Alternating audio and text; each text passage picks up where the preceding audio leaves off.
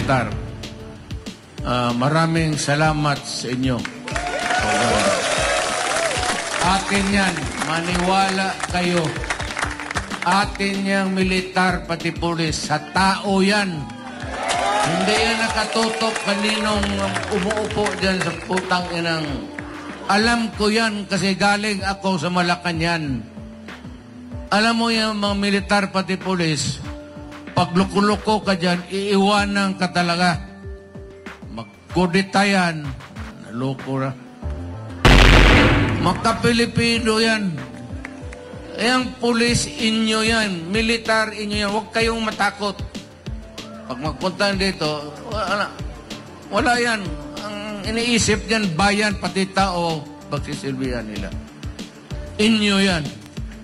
So, mahalin ninyo ang militar, pati pulis. Mabuhay sila. Kasi kung wala yan, matagal na tayong kinain doon sa South, ang insurgency, at dito naman, itong komunista. Yung qualification lang, kasi siyempre.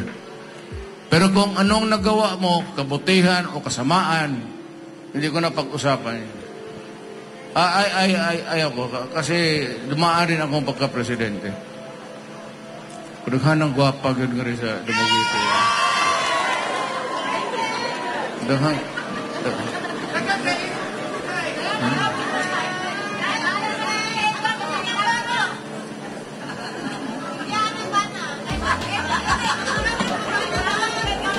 Kung na magong patyo na ka asawa, eligible naman. Ang kadaot kay duha na. Duha mo yung akong gurguron.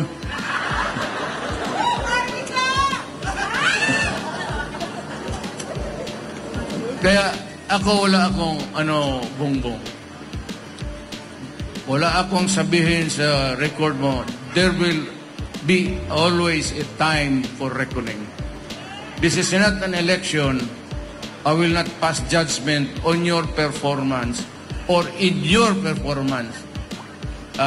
But sabihin ko lang sa iyo, whether you have done good or exceedingly good or exceedingly bad, worse, hindi na ako.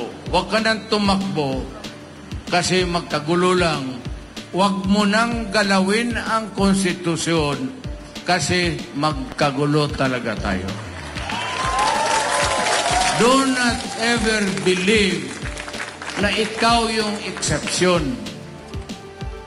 Eh di sana kung ganon, ginawa ko na nga. Bakit ako maghintay sa iyo? Isang daan lang tayo, bongbong. Hayaan mo na lang, ayusin mo na lang ang bayan, although baluktot, and putang inang hayaan mo na.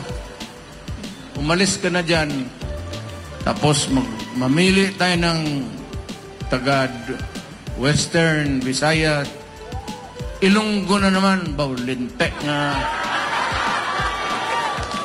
Sinong di be pwede.